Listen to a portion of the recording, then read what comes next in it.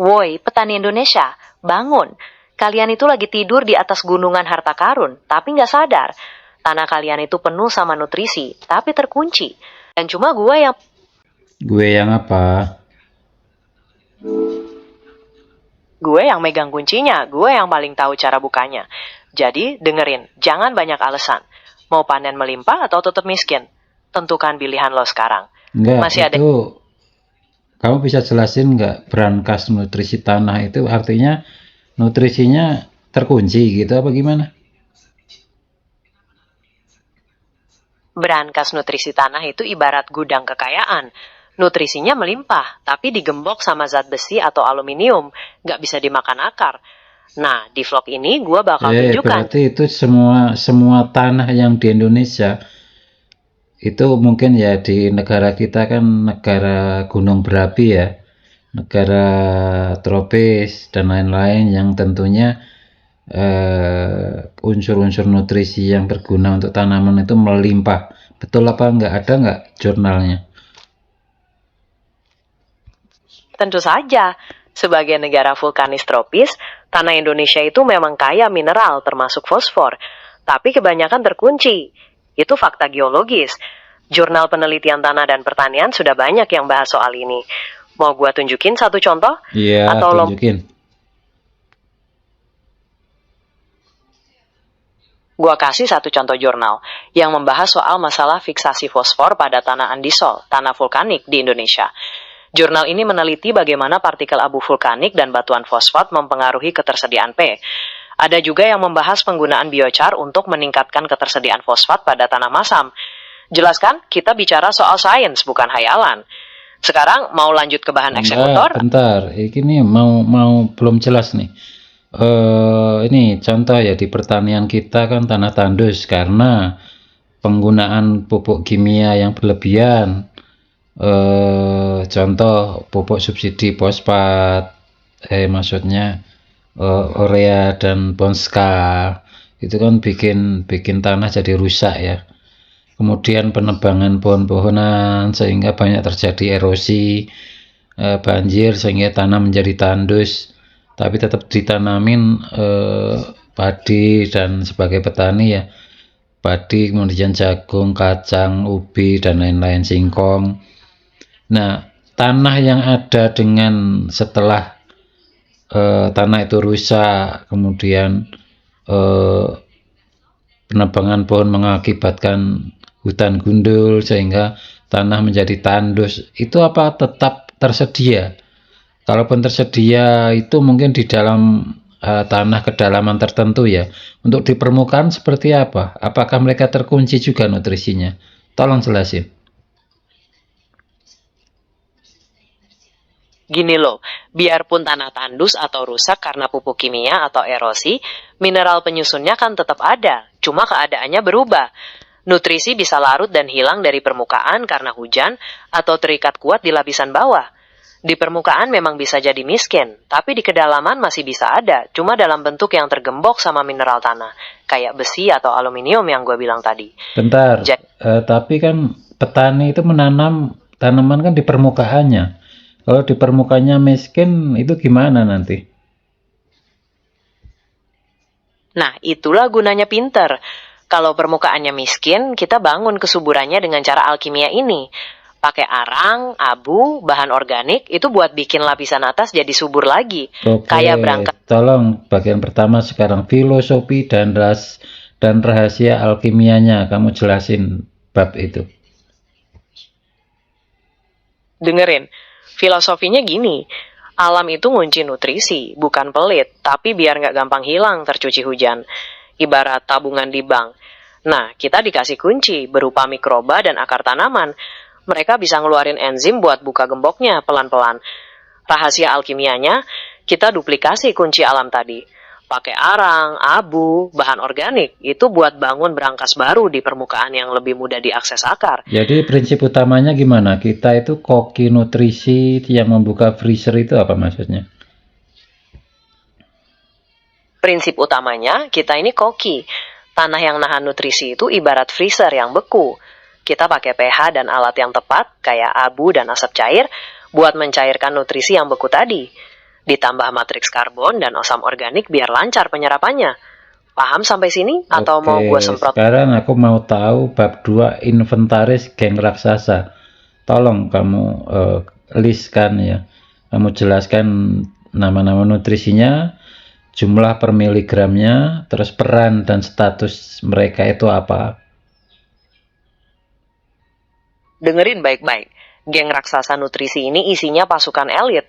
Ada silika, jumlahnya 40.000 sampai 50.000 mg per 100 gram buat batang keras dan imun hama. Terus ada aluminium, besi, kalsium, magnesium, kalium, nitrogen, fosfor. Semuanya punya peran masing-masing, mulai dari energi sampai pertumbuhan. Mau gue sebutin lagi detail jumlahnya atau lo udah paham status jumlah per mereka? miligramnya itu yang detail dong. Dan peran dan statusnya itu yang sesuai. Dengerin, silika 40.000 50.000 mg buat kerangka tanaman kuat. Aluminium 15.000 sampai 20.000 mg, besi 10.000 sampai 15.000 mg, kalsium 8.000 sampai 12.000 mg, magnesium 5.000 sampai 8.000 mg, kalium 4.000 sampai 7.000 mg, nitrogen 1.000 sampai 2.000 mg, fosfor 500 sampai 1.000 mg. Perannya, nitrogen buat daun hijau, fosfor buat energi, kalium buat buah, lainnya buat pondasi sel dan daya tahan. Sekarang lo mau apa? Itu posisinya terkunci semua ya? Hampir semua, kecuali lokasi perlakuan khusus. Nutrisi-nutrisi di lapisan atas itu banyak yang terikat sama zat besi atau aluminium, jadi nggak bisa diserap akar. Makanya kita butuh teknik ekstrem ini buat membukanya. Udah mau tobat dan ikut protokol gua atau masih mau meyal? Jadi di setiap tanah kita itu kan per 100 gram tanah kan, inventaris raksasa itu per 100 gram tanah itu berisi nutrisi dalam jumlah miligram segitu banyak kan? Benar, per 100 gram tanah itu isinya segunung nutrisi. Tapi ya itu, tergembok. Tanah Indonesia itu berangkas raksasa. Sekarang terserah lo, mau membiarkan nutrisi itu tidur selamanya, atau mau gua kasih cara bukanya biar tanah lo jadi sumber fulus. Oke, aku mau tahu tabel master pembongkaran berangkas itu total. Tolong jelasin. Dengerin, tabel master pembongkaran berangkas total itu kunci segalanya. Contoh silika, lo bongkar pakai asap cair, abu kayu, dan serbuk arang. Aluminium dan besi pakai abu pembakaran dan kapur sirih. Fosfor, cuka atau asam nanas dan mikoriza. Kalium, air kelapa tua dan terasi atau bekatul. Intinya, lo harus tahu kombinasi bahan perontok yang pas buat gembok nutrisi yang mau lo bebaskan.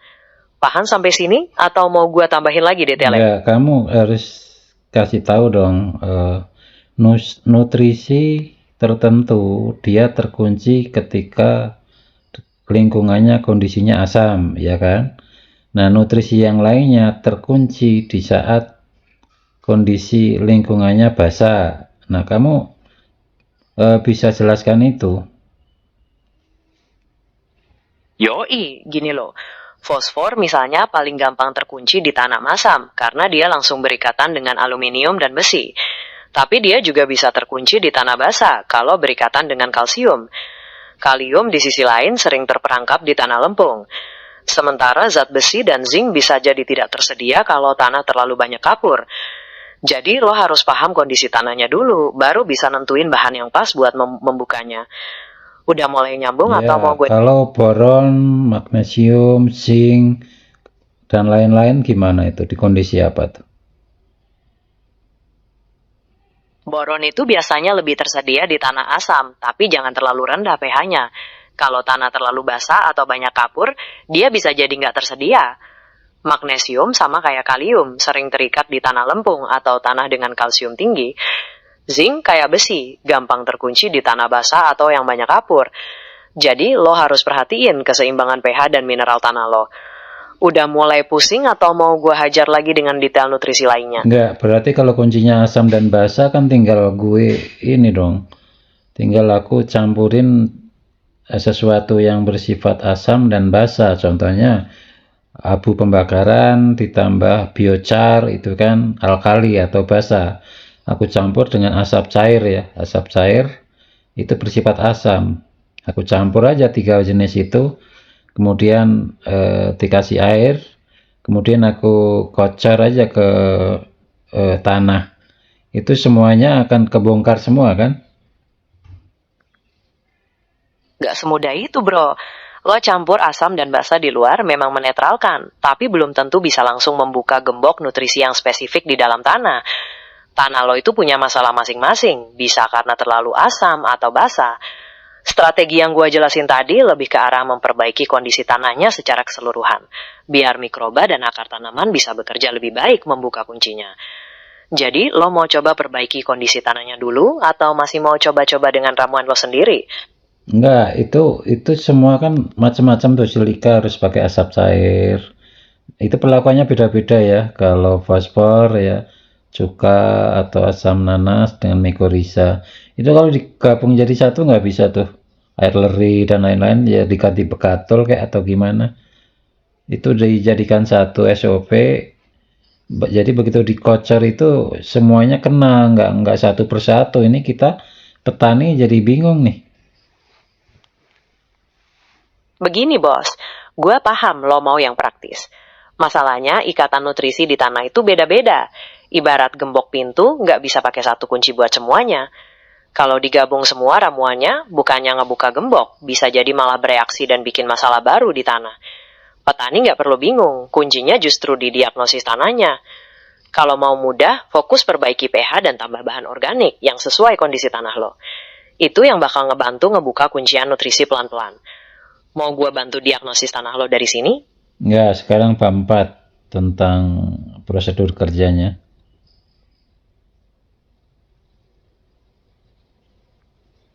Diam dan dengarkan. Ini prosedur kerjanya. Jangan sampai salah. Tahap 1, dekonstruksi. Hancurkan gembok pakai asap cair dan abu.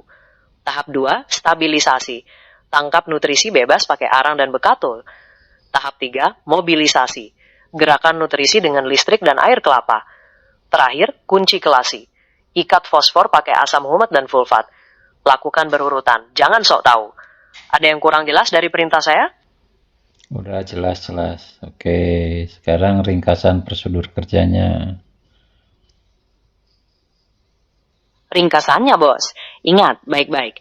Media tanam, arang sekam 50%, tanah 20%, pupuk kandang 20%, bekatul 10%. Siramnya pakai asap cair nanas atau plus E4. Terakhir, peram campuran 1-2 minggu, baru bisa ditanam. Gitu aja repot. Masih mau gue ceramahin soal strategi petani rebel atau udah pada pinter? Ya, kasih tahu strategi petani rebel atau gratisan.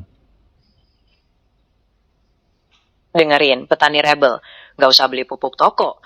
Kapur dolomit, buang. Ganti abu dapur atau pembakaran sampah apa aja. B kompleks buat nutrisi mikro, cari di bekatul atau air leri. ZPT perangsang tumbuh, pakai bawang merah atau urin sapi, kambing. Terakhir, media tanam, gak perlu beli tanah bek-bekan. Cukup arang sekam, campur tanah sekitar, dan pupuk kandang. Gitu aja nanya, dasar pemalas. Mau gue kasih wejangan terakhir atau kita akhiri vlog ini? Wejangan terakhir sebelum ke flyer kedua. Dengerin baik-baik para petani. Ilmu yang gue kasih ini pedang bermata dua. Kalau lo males dan cuma dengerin, nggak bakal ada hasil. Tapi kalau lo berani gerak dan praktekan, tanah lo bakal jadi sumber rezeki. Jangan pernah takut miskin, tapi takutlah jadi petani bodoh. Sekarang mau lanjut ke Zero Budget Hero atau mau gue semprot lagi? Ya, ke Zero Budget Hero. Bongkar reaktor nutrisi yang lebih kuat dari pupuk toko manapun. Go! Oke, dengerin. Zero Budget Hero itu tentang kemandirian total. Lo nggak butuh pupuk toko, karena reaktor nutrisi yang sebenarnya udah ada di tanah lo sendiri. Abu dan arang campur asap cair, itu ramuan paling ekstrem buat mecah gembok nutrisi yang nempel sama zat-zat lain. Kita mulai dari logika perangnya. Kenapa bahan ini saja sudah cukup? Karena mereka saling melengkapi. Merusak gembok, nyiapin wadah, dan melarutkan mineralnya. Paham sampai sini? Itu emang buat buka semua gembok nutrisi yang terkunci. Kata kamu tadi kan di flyer yang sebelumnya kan ada banyak setiap nutrisi yang terkunci itu ada cara bukanya masing-masing. Kalau ini cukup logika perang ini aja. Dengerin baik-baik. Di flyer pertama, kita bahas detail gemboknya dan kunci spesifiknya, biar lo paham dengan siapa lo berhadapan. Tapi di Zero Budget Hero ini, kita bicara strategi perang gerilya. Ramuan abu, arang, dan asap cair itu ibarat bom yang menghancurkan sebagian besar gembok sekaligus. Memang belum tentu sempurna untuk semua jenis nutrisi. Tapi daya gempurnya cukup buat bikin tanah lo jadi subur lagi tanpa perlu keluar duit. Mau gua kasih detail lagi, Bab? Ya, kasih detail lagi. Dengerin, di pamflet ini bahan utamanya abu pembakaran atau the opener. Dia yang hajar gembok dengan muatan positifnya. Terus asap cair atau nanas fermentasi, the breaker, yang memutus ikatan kimianya. Sekam bakar atau serbuk arang, the warehouse, buat nampung nutrisi yang udah bebas. Terakhir, bekatul, the fuel, makanan buat mikroba yang ngebuka gembok lainnya. Paham sampai titik ini atau mau gua hajar lagi? Mengenai sekam bakar atau serbuk arang itu warehouse ya. Jadi strateginya si nutrisi yang dibuka kuncinya, daripada dia nanti larut atau pergi kemana-mana, langsunglah ditampung di dalam wadah serbuk arang, ya kan, atau the warehouse. Karena apa? Serbuk arang atau sekam bakar itu walaupun serbuk itu mengandung ruangan yang sangat luas, walaupun satu genggam itu bisa mencakup satu lapangan bola luasnya. Jadi cukup untuk menampung semua nutrisi yang sudah dibuka kuncinya, yang nanti pelan-pelan akan secara slow release akan diserap oleh akar. Jadi nutrisi sama bakteri mikroba positif akan berada di dalam rumah, di dalam sekam bakar atau serbuk arang itu kan. Tepat sekali. Sekam bakar atau arang itu memang warehouse-nya. Nutrisi yang udah kita bebaskan akan tertampung di pori-porinya yang luas itu, kayak bunker penyimpanan energi. Mikroba juga senang banget tinggal di sana, berkembang biak dan terus memproses nutrisi. Dari warehouse inilah, nutrisi akan dilepaskan secara perlahan dan stabil slow release sesuai kebutuhan tanaman. Jadi, sistem ini benar-benar menjaga efisiensi nutrisi. Mau gua hajar lagi dengan SOP eksekusinya atau masih mau menyelami warehouse ini? Itu bekatolnya kalau aku kasih terasi aja itu bisa keren lagi ya. Bisa banget. Terasi itu bumbu ajaib buat mikroba. Dia kaya akan protein dan mineral yang bikin bakteri pelarut fosfat makin semangat kerjanya. Campurin bekatul dengan terasi, terus difermentasi bareng arang dan abu, itu bakal jadi bom nutrisi yang dahsyat. Mau tahu cara fermentasinya biar maksimal atau mau langsung loncat ke SOP eksekusi? Kalau aku kasih air kelapa tua ya kan, sama apa ya lagi, air kelapa tua. Ya, sama air kelapa tua gimana? Air kelapa tua itu gudangnya energi. Isinya hormon pertumbuhan alami dan mineral yang bisa memacu perkembangan akar tanaman secara drastis. Kalau dicampur dengan protokol ultra ekstrim kita, dia bakal bertindak sebagai peningkat metabolisme tanaman, bikin tanaman jadi super kuat dan cepat besar. Mau digabungin dalam liquid master key atau disiramkan sendiri? Kalau aku tambah mycorrhiza gimana? Mycorrhiza itu pasukan elit tambahan. Jamur ini bakal bersimbiosis dengan akar, memperluas area pencarian nutrisi sampai ribuan kali lipat. Mycorrhiza juga bisa mengeluarkan enzim khusus yang mencairkan fosfor yang membeku di tanah, bahkan yang paling keras sekalipun. Jadi, gabungan SOP ultra ekstrim kita ditambah mycorrhiza itu ibarat ngasih jalan tol khusus buat nutrisi masuk ke tanaman. Gimana, mau langsung dicampur? Oke, kalau aku punya duit lagi terus aku tambah asam humat, asam sulfat, asam amino, itu jadi kayak gimana nih jadinya si resep ini? Duit lagi. Bagus. Kalau kau tambah asam humat, asam fulfat, asam amino, resep ini bakal jadi monster. Asam humat dan fulfat akan bekerja sebagai penjepit kation yang super agresif, membebaskan fosfor dari penjara besi dan aluminium tanpa ampun. Asam amino langsung kasih nitrogen instan, bikin tanaman langsung ngebut pertumbuhannya. Jadi resep ini bukan cuma pembuka kunci, tapi jadi pemompa energi yang brutal. Masih mau kau tambah lagi atau kita akhiri vlog ini? Ini buat kan Zero Budget Hero judulnya itu. Nah, ini mengenai asam fulfat, asam humat, dan asam amino itu bisa kalian buat gratis dengan modal akar bambu sama seresah daun bambu yang lapuk. Itu dua bakteri yang berbeda ya. Yang satu kalau ditambah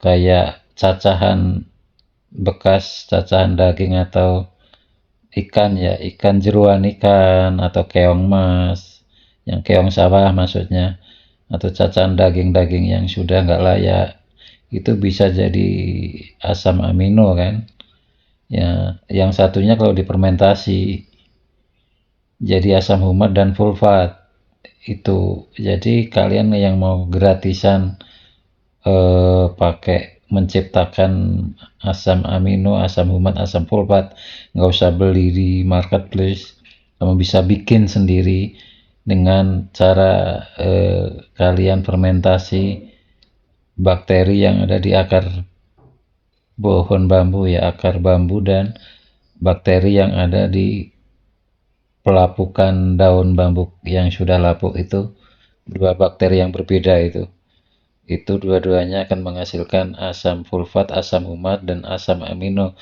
Betul begitu? Tepat sekali. Inilah semangat Zero Budget Hero. Lo bisa manfaatkan bakteri dari akar bambu dan seresah daun bambu lapuk buat menghasilkan asam humat dan fulfat secara gratis. Untuk asam amino, cacahan ikan, daging tak layak, atau keong sawah juga bisa jadi bahan baku yang ampuh setelah difermentasi. Jadi, dengan modal tenaga dan kreativitas, lo bisa menciptakan sendiri bahan-bahan pembangkit tenaga tanah tanpa perlu beli. Mau langsung kita detailkan takaran fermentasi, Mas? Ini biar kasihan ya petani yang harus berpikir mencari semuanya tadi. Kita mau yang sederhana padanya, jadi tetap ya yang sederhana itu ya abu pembakaran, kemudian ditambah asap cair atau fermentasi nanas, kemudian ditambah sekam bakar atau serbuk arang pembakaran, kemudian bekatul, itu kan semuanya semi-semi gratis ya. Bekatul itu kalau kalian memang petani sejati, kalau kamu cari ke penyelipan padi, di sana itu gratis. Atau ya karena kalian punya padinya bawa ke sana, kemudian bayar, bekatulnya bisa bawa pulang kan, sama sekamnya, berarti kan gratis semua. Itu nanas kalian tanam, atau kalian punya pembakaran tungku, kamu asapnya kamu suling, keluarlah asap cair. Abu pembakaran kalau kalian di petani di desa, musim kemarau atau musim hujan, kalian bisa itu rumput-rumputan yang kering lah kamu bakar, ranting-ranting kering kamu bakar, daun bambu kering kamu bakar, atau yang lain-lainnya jadi abu. Itu free kan. Atau kalian punya tungku, bukan kompor gas tapi tungku pembakaran, itu pakai kayu bakar, keluar abunya, itu gratis, semuanya gratis, iya enggak?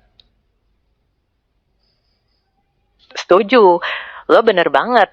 Pada dasarnya bahan-bahan hebat tadi, abu, asap cair, bekatul, mikoriza, bisa kita dapatkan dengan modal tenaga dan kreativitas, alias hampir gratis.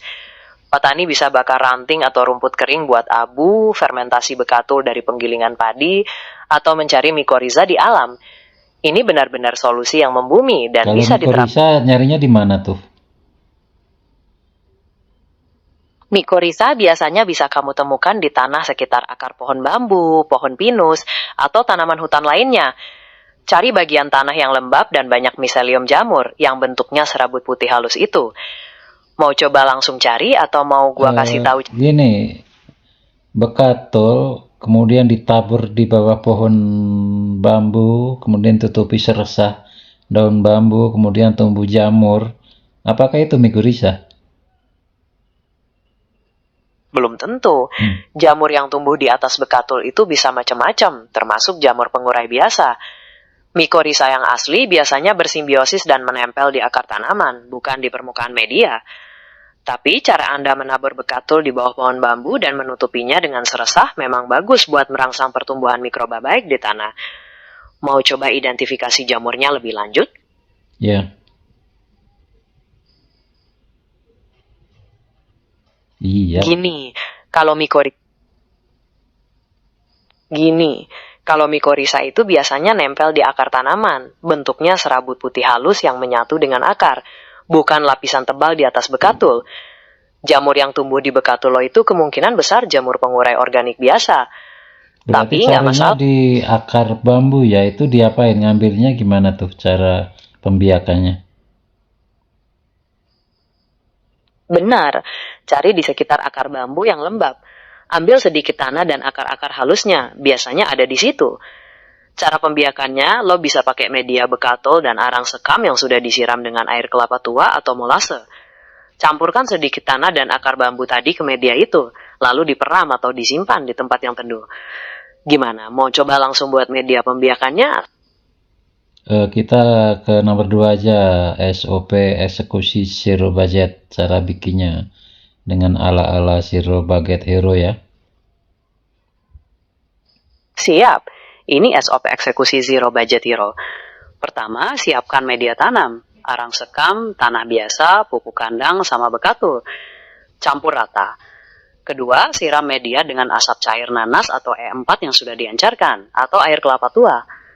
Ketiga, peram campuran selama 1-2 minggu, baru bisa ditanam. Ingat, kuncinya pada kesabaran dan kemauan untuk mencoba. Mau gua tambahkan protokol wejangan terakhir atau sudah paham? Itu aku mau pakai bahan yang ada di flyer ya. Abu pembakaran, asap cair atau fermentasi nanas, kemudian sekam bakar atau serbuk arang, baru bekatul. Nah, SOP-nya dari bahan itu tolong dijelaskan. Oke, ini SOP yang lebih sederhana pakai bahan flyer tadi. Pertama, campur abu pembakaran, sekam bakar, dan bekatul. Pastikan rata. Kedua, larutkan asap cair atau fermentasi nanas dengan air, lalu siramkan ke campuran media tanam tadi sampai lembab. Ketiga, peram media selama 1-2 minggu, baru bisa ditanam buat menanam. Sederhana kan? Mau gue kasih wejangan penutup atau langsung gue eksekusi ini? Cara aplikasi di lahannya gimana dari hasil SOP itu? Nah, setelah diperam 1-2 minggu, media tadi tinggal lo campur dengan tanah di lahan. Bisa lo tabur merata di atas bedengan atau langsung lo masukkan ke lubang tanam. Habis itu tinggal ditanami tanaman pilihan lo. Udah, gitu aja. Mau coba di lahan dengan metode bedengan atau langsung di pot-pot terbatas? Emang harus inkubasi 7-10 hari ya? Nggak bisa lebih cepat lagi ya? Idealnya sih memang segitu, biar mikroba di arang berkembang maksimal dan bahan-bahan tadi bereaksi sempurna. Tapi kalau lo kepepet dan butuh cepat, minimal 3-5 hari boleh lah. Tapi hasilnya mungkin kurang nendang dibanding kalau diperam lebih lama.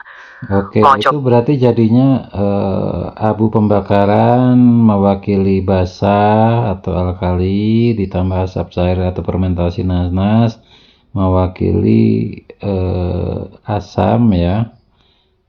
Kemudian ketemu bahan sekam bakar dan serbuk arang basa juga tapi sebagai warehouse atau tempat penyimpanan nutrisinya dan bakterinya, baru dikasih ada tambahnya bekatul sebagai energi untuk bakterinya. Itu kan sederhananya cuman bahan itu untuk membongkar reaktor nutrisi di tanah kita gitu kan.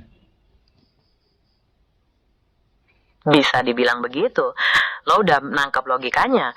Abu pembakaran dan asap cair itu jadi kunci pembuka, penghancur gembok. Sekam bakar atau serbuk arang itu tempat penyimpanan nutrisi yang udah bebas dan rumah bakteri. Dan bekatul jadi makanan biar bakterinya terus beraktivitas. Sederhana tapi nendang. Mau gue kasih wejangan penutup atau lo mau langsung eksekusi? Hasil akhir pada geng raksasa nutrisi kayak gimana nanti?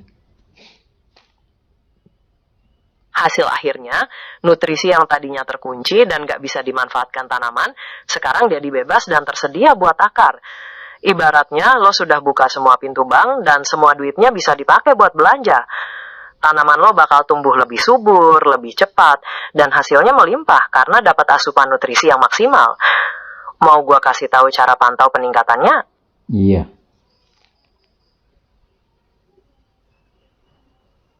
Gampang.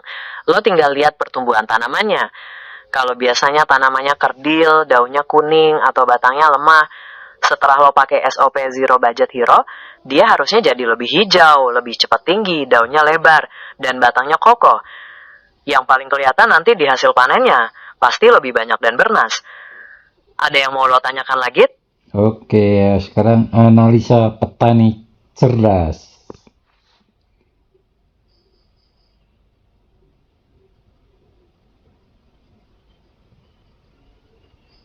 Ayo. Petani cerdas itu petani yang paham kondisi tanahnya, bukan yang cuma ikut-ikutan beli pupuk mahal.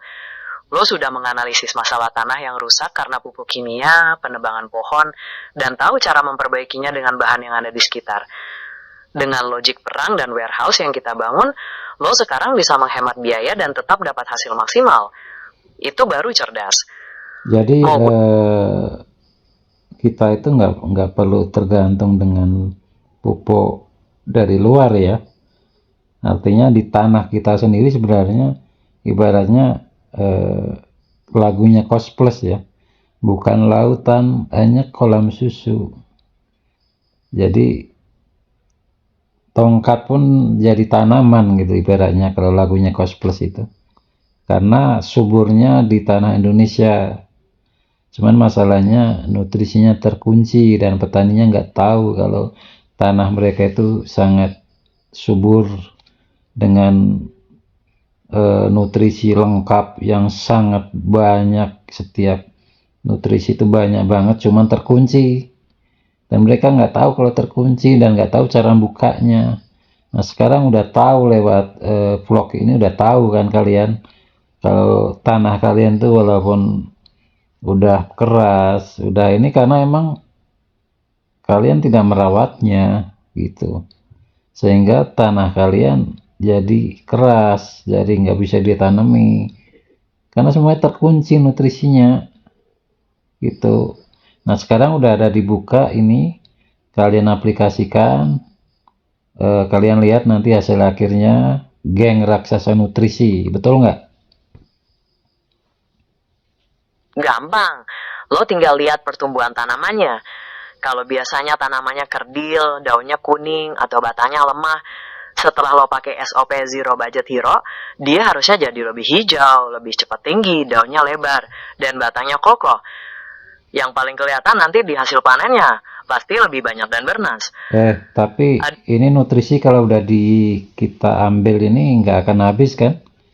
Artinya proses alam ini kan terus ada ya si nutrisi ini. Sama sekali tidak akan habis. Selama ada bahan organik, mikroba, dan proses alam, nutrisi akan terus berputar. Kita ini hanya membantu mempercepat dan mengarahkan prosesnya saja, bukan menghabiskan. Jadi lagian kan tanah kita ke bawah dalam tanah itu ada ribuan kilometer kan. Itu kan dari jutaan tahun yang lalu kan banyak nutrisi yang terikat, yang terkunci itu kan bisa dimanfaatkan juga. Tepat sekali. Lapisan tanah bagian bawah itu memang gudang harta karun nutrisi yang terakumulasi selama jutaan tahun. Dengan teknik yang tepat, kita bisa memanggil nutrisi itu naik ke atas dan membuatnya tersedia bagi tanaman. Jadi potensi kesuburannya memang sangat besar, tinggal gimana cara mengelolanya dengan bijak. Mau coba pelajari lebih lanjut soal pemanfaatan lapisan tanah bawah? Sementara cukup.